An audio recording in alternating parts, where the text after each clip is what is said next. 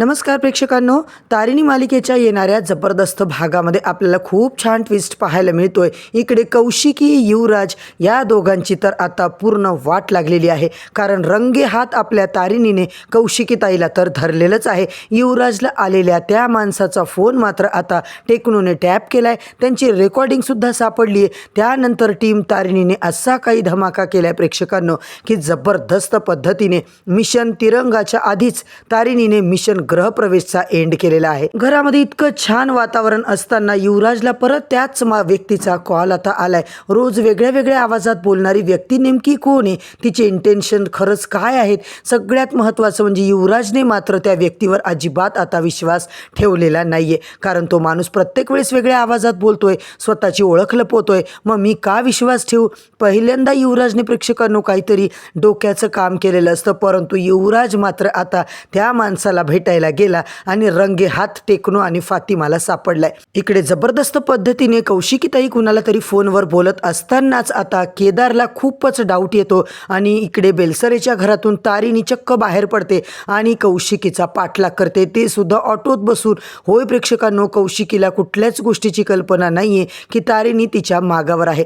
आता मात्र तारिणी तिचं मिशन आणि सावलीसारखी तारिणी कौशिकीच्या मागे। टेक्नोकडून लोकेशन मिळतं, तारिणी लगेच आपल्या टीम सोबत त्या ठिकाणी जाते। युवराज ज्या व्यक्तीला भेटणार तो सुद्धा प्रेक्षकांनो त्यांचा स्पॉट तिकडेच असतो, कारण युवराजला भेटणारी व्यक्ती दुसरी तिसरी कोणी नसून, युवराजला कॉल करणारी व्यक्ती दुसरी तिसरी कोणी नसून ती फक्त आणि फक्त कौशिकी ताईच आहे। गुलाबची खरी बॉस, गुलाबची हेड कौशिकी खांडेकरच आहे प्रेक्षकांनो। सगळं आता तारिणीला टेक्नोने कॉल करून सांगितलंय, तारिणी लोकेशन आता कन्फर्म करते आणि टीम सुद्धा तिकडून निघालेली असते। आता मात्र युवराज ज्या ठिकाणी जाणार त्या ठिकाणी बरोबर कौशिकी ताई सुद्धा पोचलेली असते आणि कौशिकीची एंट्री पाहून मात्र युवराजच्या पायाखालची जमीनच सरकते, कारण आपली तारिणी सध्या तरी नॉर्मल वेशामध्ये आलेली आहे आणि कौशिकीने घातलाय तो म्हणजे काळ्या कलरचा बुरखा। होय प्रेक्षकांनो, कौशिकी खरंच आता बिझनेस मीटिंगसाठी आली आहे। मग हा वेश तिने का धारण केलाय, ती काय लपवत आहे? कौशिकी आता हे सगळं जे काही कारस्थान करतीये युवीला मात्र कळून चुकतं। युवीला मात्र त्या माणसाला भेटायचं असतं, त्याला अजूनही माहीत नाहीये की त्याच्या समोर नेमकं कोण येणार आहे। आज त्या व्यक्तीला प्रत्यक्ष पाहायला आता युवराज खूपच एक्सायटेड असतो। तारिणी आणि टीम तिची मात्र त्या लोकेशनवर जेव्हा पोहोचतात ते सगळे सिव्हिल ड्रेसवर असतात, म्हणजे आता ज्या ठिकाणी कौशिकी युवराज आहे तिथंच टीम तारिणी सुद्धा पोचलेली असती। होय प्रेक्षकांनो, मालिकेमध्ये इतकं मोठं वळण आपण पाहतोय। मिशन तिरंगाच्या आता हेतूने तारिणी त्यांना जॉईन करतीये आणि सगळं मिशन गृहप्रवेश सुद्धा आता शेवटाला आलंय। कौशिकीताईला वाटत असतं कुणालाही आपलं काम कळणार नाहीये, मी माझं काम करून गपचूप पद्धतीने निघून जाईल, पण तारिणीने आधीच हे सगळं प्लॅन केलेलं असतं। अचानक सगळं काही इक्वेशन असे बदलतात की तारिणी आणि तिची टीम मात्र ॲक्शन मोडमध्ये येते। कौशिकीला पकडण्यात येतं। ज्या कौशिकीला वाटत होतं की ती सगळ्यांच्या गेममध्ये अडकवतीये सगळ्यांना, पण तिलाच मात्र तारिणीने चांगल्या प्रकारे आता अडकवलेलं असतं। इकडे मात्र युवराजला धक्का बसला प्रेक्षकांनो की कौशिकीताई इथे काय करतीये, तिचं आता इथे काय काम आहे? इतकं तिचा बिझनेसचं जर काम होतं तर मग ती इथे का आली? सगळ्यात मोठं म्हणजे कौशिकी खरंच या प्रकरणात कल्प्रिट आहे हे मात्र आता तारिणीला कळून चुकलेलं असतं। होय प्रेक्षकांनो, केदारला तर कौशिकीताईच्या बोलण्यावर डाऊट आलेलाच आहे। इकडे मात्र जेव्हा CCTV footage, location, phone recording सगळं कौशिकीताईचं ट्रॅप केलं जातं, ट्रेस केलं जातं, तेव्हा मात्र आता सगळे क्लू एकमेकांना जोडले जातात आणि विशेष म्हणजे CCTVमध्ये दिसणारी व्यक्ती केवळ आणि केवळ कौशिकीताईच होती, कारण तिचा व्हिडिओ काढतानाचा जो काही फोटो आता CCTVत आलाय आणि तिच्या हातातली घड्याळ। होय प्रेक्षकांनो, तिच्या घड्याळापासूनच आता हे सगळी सुरुवात झाली आणि इकडे मात्र जे डॉक्टर कामत यांच्याकडून मिळणारी मदत सुद्धा आता या तपासाला वेग देऊ शकते, कारण जेने आतापर्यंत असंच दाखवलंय की मी लाच खाणारी आहे, मी भ्रष्ट आहे, परंतु तसं अजिबात नाहीये प्रेक्षकांनो। जे सुद्धा एक खूप तडफदार ऑफिसर आपल्याला पाहायला मिळतीये। तारिणीचं जे काही आता आहे ते पर्सनल मॅटर नाहीये, ती देशासाठी सगळं करतीये, ती पोलिसांची मदत सुद्धा करतीये। सगळा तपास मात्र आता सत्याच्या दिशेने चाललाय. इतकं जबरदस्त आता कौशिकीच खरंच मास्टर माइंड आहे हे मात्र तारिणीला आत्तापर्यंत खोटं वाटत होतं, पण मात्र फायनली तारिणीच्या हातात सगळे प्रूफ आलेले असतात. टेक्नो, फातिमा आणि कमांडरने बरोबर त्यांच्या खबरीकडून माहिती काढली की कौशिकीताईच खरी राजकारणी आहे. कौशिकीताईच त्या ठिकाणी आता सगळं कारस्थान करतीये. युवराज तर एक फक्त प्यादा आहे. आता मात्र तारिणीला मारून, तारिणीला या केसवरून हटवून काय करायचा कौशिकीचा प्लॅन होता, पण तो मात्र तिच्या पूर्ण अंगलट आलाय. मंडळी, आजचा भाग एवढा जबरदस्त दाखवलाय ना, शेवटपर्यंत नक्की बघा. चॅनलवरती नवीन असाल तर चॅनलला सबस्क्राईब करा, व्हिडिओला लाईक करा. मित्रांनो, इकडे आपण पाहिले सुमी बिचारी म्हणत असते माझ्या तारिणीचा वाढदिवस कधी साजरा झाला नाही, खूप छान पद्धतीने आता बड्डे सेलिब्रेट करायचा आहे. पण पद्मिनीने केलेला विरोध, पद्मिनीचा इतका आकांतांडव पाहून दयानंद खांडेकर, चेतना सगळे हवालदिल होऊन जातात. त्यांना कळत नाही की पद्मिनी अशी का वागते.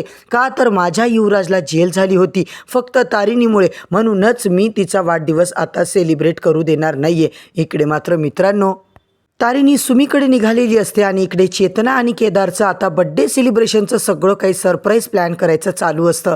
सुमीला आता इकडे आनंद करायचं, सुमीला खुश करायचं म्हणून तारिणी बिचारी बेलसरेकडे जाते. इकडे मात्र पद्मिनीने तिच्या बड्डेला केलेला सपशेल विरोध मात्र पाहून आपली चेतना काकू हादरूनच जाते. काय वहिनी, काय होतं, त्या पोरीच्या सुद्धा अपेक्षा असतील ना, काही होत नाही बड्डे जर केला तर. केदार सरप्राईज पार्टी देणार आहे तिच्यासाठी, तिला विश करू नका आत्ताच कुणी तुम्ही. तेव्हा केदार मात्र प्रेक्षकांनो बरोबर तारिणीला घेऊन बाहेर जातो.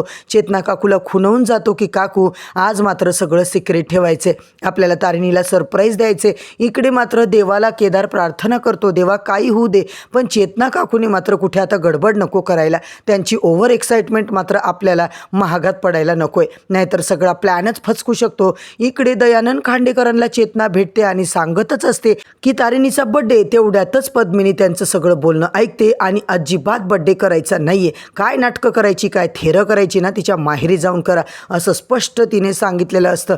तेव्हा मात्र प्रेक्षकांनो दुसरीकडे तारिणी बेलसरेच्या घरात पोचलेली असते. इकडे सुमीने तिला विश केलंय, घरात कोणीच दिसत नाही. तेव्हा मात्र तारिणी म्हणते सुमी अगं कुठे गेले घरातले सगळे. अगं काही नाही, काव्याच्या लग्नाच्या दागिन्याची खरेदी करायला गेलेत ना. आणि इकडे मात्र आता पद्मिनीचा आकांतांडव परत एकदा चालू झालाय. अच्छा, तुमच्या लाडक्या सुनेचा वाढदिवस आहे तर तुम्हाला खूप जोश आला असेल ना, खूप आनंद होत असेल, काय जोरदार सेलिब्रेशनसुद्धा करायचं असेल. तेव्हा मात्र दयानंद म्हणतात अगं तारिणीचा वाढदिवस आहे, सेलिब्रेट तर व्हायलाच पाहिजे ना, लग्नानंतर पहिला वाढदिवस आहे पोरीचा. इतकं सगळं आता आकांतांडव करायची पद्मिनी गरज नाही आहे. मला तरी वाटतंय ना तुम्ही अजिबात काही करायला नको आहे, मला अजिबात इच्छा नाही आहे त्या पोरीचं काही करायची. चेतना म्हणते वहिनी अहो लग्नानंतरचा पहिला वाढदिवस आहे, आम्हालाही वाटतं की जोरात सेलिब्रेट व्हावा म्हणून. त्या पोरीचा वाढदिवस कधीच सेलिब्रेट कुणी केला नाहीये. अरे करतील ना तिच्या माहेरचे लोक, तुम्हाला एवढा पुळका दाखवायची काय गरज आहे. चेतनाला मात्र वाईट वाटतं. चेतना म्हणते वहिनी अहो काय होते, आपल्या घरात आल्यावर लग्नानंतरचा तिचा पहिला वाढदिवस आहे ना, मग काय प्रॉब्लेम आहे. तेव्हा मात्र आता पद्मिनी चेतनाला चांगली आता झापत असते. काय गरज आहे, तुला काही स्पेशल करायचं असेल ना तर तुझं तू कर, आम्हाला त्याच्यामध्ये इन्व्हॉल्व करायचं नाहीये, मला अजिबात तिचा बड्डे वगैरे सेलिब्रेट करायचा नाहीये. आणि दुसरीकडे मात्र सुमी म्हणते काय गं कुणाची वाट बघतेस तू, बाबाची का. अगं बाबासुद्धा गेलाय तुझा आता इकडे काव्याचे दागिने घ्यायला. सुमी अगं मी त्या गोळ्यांची वाट बघत होते. सुमी मात्र लगेच तिला त्या लहानपणीच्या गोळ्या खायला देते आणि तारिणी तिला मिठी मारते. होय प्रेक्षकांनो, हे सगळं आता केदारने जबरदस्त जे काय प्लॅनिंग केलं आहे, मोठ्या प्रोजेक्टरवर आता तो फोटो लावणार आहे तारिणीच्या बड्डेचे, त्यांच्या जुन्या आठवणी, सगळे त्यांचे चांगले चांगले मोमेंट्स, स्वीट मोमेंट्स. तेव्हाच मात्र आता बरोबर तारिणीवर हमला झालेल्या CCTVचं फुटेजच त्या प्रोजेक्टरवर दाखवण्यात येतं. त्यावेळेला मात्र प्रेक्षकांनो कौशिकीची चांगली धांदलच उडते. केदार आणि तारिणीचा हा सगळा काही डाव त्यांनी रचलेला असतो.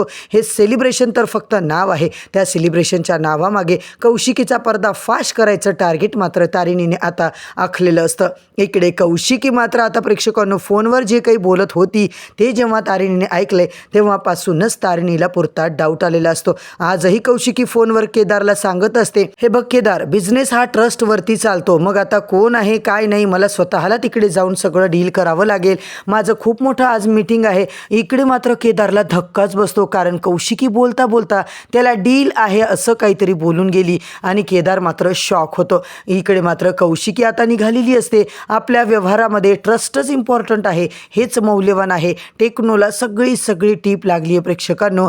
तारिणीला त्याने कॉल करून सगळं सांगितलेलं असतं. युवराजला परत त्या नंबरवरून कॉल आलाय, आम्ही कॉल रेकॉर्ड केलाय आणि मी तुम्हाला पाठवलंय. त्या ऑडिओ क्लिपमध्ये आता स्पष्ट ऐकायला येतंय की युवराज त्या व्यक्तीला भेटणार आहे, तेही आज संध्याकाळी. आता मात्र टीम तारिणी सिव्हिल ड्रेसमध्ये प्रेक्षकांनो सज्ज झालेली असते. केदार आपल्या कामात बिझी असतो, परंतु त्याचं लक्ष मात्र पूर्णपणे कौशिकीवरच असतं. सुमी मात्र घाबरते. तारिणी घरातून गेलीये, पण गेली कुठे? इकडे मात्र तारिणीने चक्क ऑटो केलाय, ऑटोमध्ये कौशिकीचा पाठलाग केलाय. रंगे हात आता टीमने कौशिकीला चांगलं गचांडी तिची पकडलेली असते. होय प्रेक्षकांनो, टेक्नो कमांडर फातिमाने इतकं जबरदस्त काम केलंय ना, मिशन ग्रहप्रवेशचं मात्र आता शेवट होताना आपल्याला दिसणार आहे. कारण तारिणी आता मात्र उद्यापासून मिशन तिरंगासाठी जाणार आहे. ती गोष्ट अजूनही कोणाला माहिती नाहीये. फक्त केदारला त्याची कल्पना आहे की बॉस कुठेतरी जाणार आहे. इकडे जेजेला संताप आलेला असतो की मला सोडून आता त्या बॉसनी ज्या तारिणीची कशी काय आता इकडे सिलेक्शन केलंय. तर प्रेक्षकांनो, इकडे मात्र आता युवराज कौशिकीताईच गुलाबचे खरे बॉस आहेत. खऱ्या अर्थानं युवराज तर साधा प्यादा आहे. युवराजच्या हाताने ही सगळी कामं करवून घेतली गेली आणि खरी मास्टर माइंड तर कौशिकी खांडेकरच आहे. सगळं ड्रग डीलिंग आणि ते जे काही ऑर्गन ट्रॅफिकिंगचं काम होतं त्यात डॉक्टर कामत, कौशिकी हेच दोघांनी सगळे सूत्र हलवलेले असतात. डॉक्टर कामत यांचा खूप मोठा आता दवाखाना असतो. त्या दवाखान्यातूनच कामतांनी आत्तापर्यंत सगळे कारस्थानाला तिकडूनच आता काम केलेलं असतं. म्हणून प्रेक्षकांनो, तारिणी, केदार आणि आता ही टीम तारिणी बरोबर कौशिकी, डॉक्टर कामत आणि युवराजला मात्र अटक करणारे. तर मंडळी, येणाऱ्या भागात नेमकं अजून काय काय घडणार आहे, काय काय घडू शकतं, हे सगळे अपडेट जाणून घ्यायचे असतील तर चॅनलला सबस्क्राईब करा, व्हिडिओला लाईक करा. उद्या परत भेटूया मित्रांनो नवीन भागाच्या नवीन रिव्ह्यूसोबत. तोपर्यंत धन्यवाद.